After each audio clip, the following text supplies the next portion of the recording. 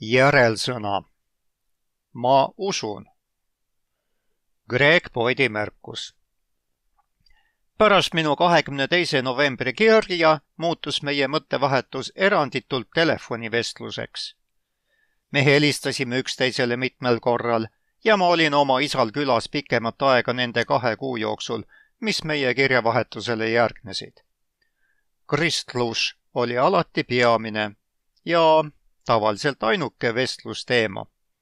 Iga vestlusega kahtles mu isa üha vähem oma elu Kristusele andmises. Lõpuks 15. jaanuaril 1992. aastal andis Edward Boyd alla ja tunnistas Jeesust Kristust kui oma isiklikku issandat ja päästjat.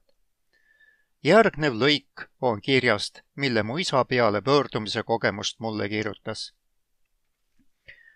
21. jaanuar 1992.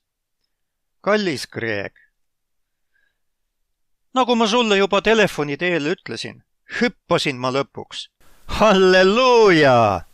Istudes siin ja lugedes taas meie kirjavahetust, ei suuda ma ikka uskuda, kuidas ma olen muutunud ninatargast kõike teadjast tegelikuks usklikuks.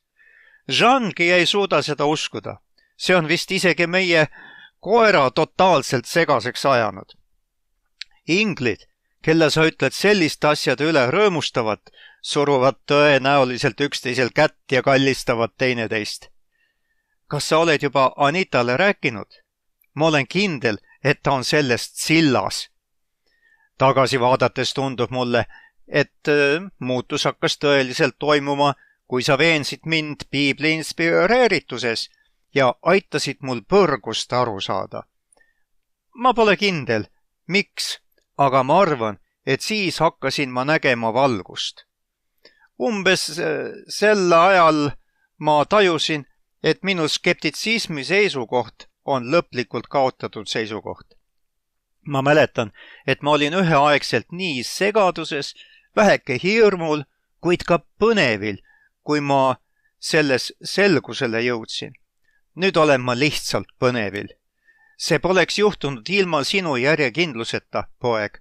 Ma tahan, et sa teaksid, et ma armastan ja hindan sind selle pärast väga. Nagu sa tead, on mul veel mitmeid küsimusi ja ma olen kindel, et me hakkame neid selgeks rääkima. Aga minu positsioon on täielikult muutunud. Ma ei küsi neid enam skeptikuna, vaid usklikuna. Sa ei pea enam oma kirju lõpetama sõnaga lootuses. Hoia ühendust ja hoia mind palves. Ma loen viimasel ajal üsna palju piiblit ja ma hakkan sellest vaikselt arugi saama. Aga ma võtan vastu kõik materjali, mis mind veelgi aitaks. Palvetada on ikka veel raske, aga mul on tunne, et ajapikku läheb see kergemaks. Ma ei ole pingul selle pärast. Mulle on andeks antud.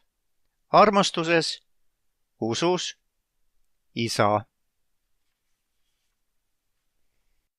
Halleluuja!